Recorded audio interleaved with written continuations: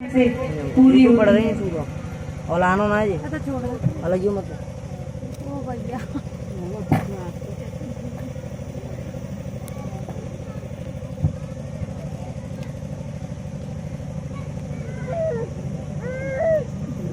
यह तो आकृति, देवहूति और प्रसूति, ये तीन कन्याओं के वंश का वर्णन है। स्वयंभू मनु की तीन कन्याओं के वंश का वर्णन हुआ। स्वयंभू मनु के तीन पुत्रियों के बाद उनके दो पुत्र थे, प्रियव्रत और उत्तानपाद।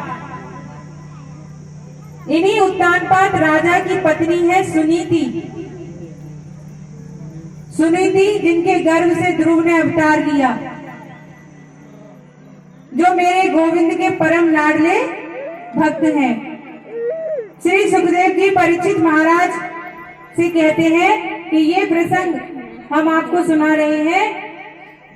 ध्रुव महाराज जो भगवान के प्रिय हैं। सुनीति माने है सुनीति, अच्छी नीति, अच्छे विचार।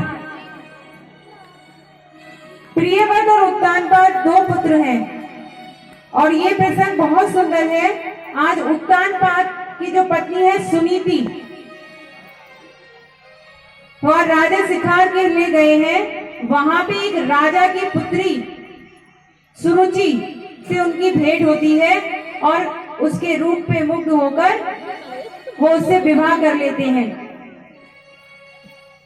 और वो सुरुचि को जब अपने राजमहल में लेकर आते हैं तो वो कह देती है कि ये कौन है। तो राजा कहते हैं कि ये मेरी पहली पत्नी सुनीति है। सुरुचि माने होता है भैया स्वयं में रुचि रखने वाली, जिसे औरों से मतलब नहीं है, खुद से मतलब है। तो सुरुचि कहती है कि अगर ये यहाँ रहेगी तो मैं यहाँ पर नहीं रहूंगी। तो आज राजा ने सुरुचि के कहने पर सुनीति मैया को राजमहल से निकाल दिया। इधर सुनीति मैया एक पर्णकुटी बनाकर रहने लगी।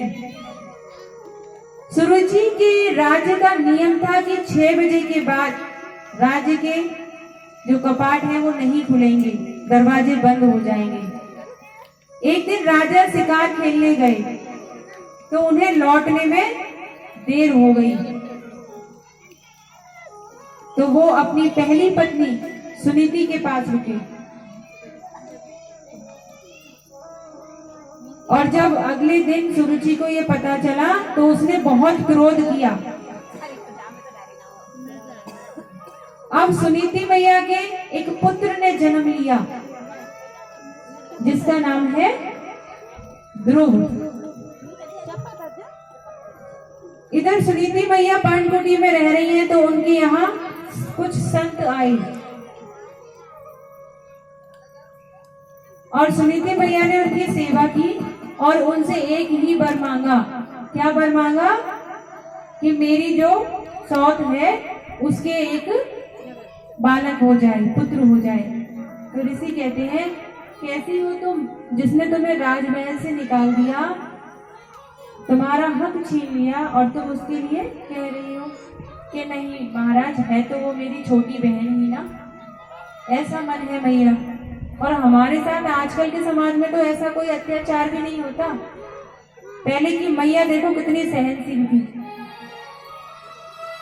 तो आज जब सुनीति ने सुरुचि के लिए वरदान मांगा तो सुरुचि के भी एक पुत्र हुआ, उत्तम। सुनीति के पुत्र का नाम है ध्रुव और सुरुचि के पुत्र का नाम है उत्तम। एक बार जब राजा अपने महल में बैठे थे सिंहासन पे तो ध्रुव भी वहां खेलते हुए आ गया। उत्तम उनकी गोद में खेल रहा है। जो सुरुचि का पुत्र उत्तम है वो उनकी गोद में खेल रहा है। किसके? अपने पिता की गोद में। तो कहते हैं ना बालक का मन करता है कि हम भी अपने पिता की गोद में खेलें। तो आज ध्रुव का भी मन करा कि मैं भी अपने पिता की गोद में खेलूं। और मैया जैसे ही वो ध्रुव अपने पिता की गोद में जाने को हुआ तो आज सुरुचि मैया ने उसको धक्का दे के गिरा दिया और कहती है कि इस पिता की गोद का उत्तराधिकारी जब होगा, पहले तू नारायण के पास जाके प्रार्थना कर कि हे प्रभु, अगली बार जब मुझे जन्म मिले तो सुरुचि मैया के गर्भ से मिले। जब तू इस गर्भ से जन्म लेगा तब तो इस गोद का उत्तराधिकारी होगा। आज सुरुचि ने अपने गर्भ को भगवान से भी ज्यादा ऊंचा बना दिया। ध्रुव को बहुत दुख हुआ और ध्रुव रोते रोते अपनी माँ के पास आए और बोले कि माँ, तुझे पता है आज मैं पिता की गोद में जैसे ही चढ़ने को हुआ तो मुझे सुरुचि मैया ने धक्का दे दिया, नीचे गिरा दिया। एक नन्हा सा बालक रो रहा है और मैया, सुनिधि मैया उसे क्या शिक्षा देती हैं। देखो आज की अगर कोई मैया होती, देखो यूं मत कहना कि आपके लिए नहीं कहती मैया, यहाँ सारी मैया अच्छी हैं, लेकिन जो समाज में है वो बताती हूँ कि अगर आप ननद और जेठानी और दौरानी रह रहे हैं, दौरानी जेठानी रहती है, उनके बच्चे हैं, तो अगर दौरानी के बच्चे ने जेठानी के बच्चे को मारा या जेठानी ने दौरानी के बच्चे को डांट भी दिया तो वो क्या सिखाएगी पता है? वो तेरे को डांटे ना तो उनको गाली मत दियो, धक्का दे दियो अपनी ताई को। ये शिक्षा है मैया। मैं ये नहीं कहती कि आप लोग देती हो, जो मैया देती है उनकी बता रही हूँ।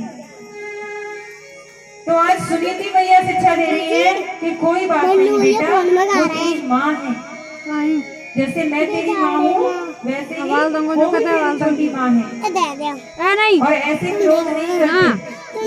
वही तो कहते हैं तू लिया। और देख, उन्होंने एक शिक्षा तुझे दी है वो बहुत अच्छी है कि तू नारायण का भजन कर, तपस्या कर। रुको जा और कहते हैं अगर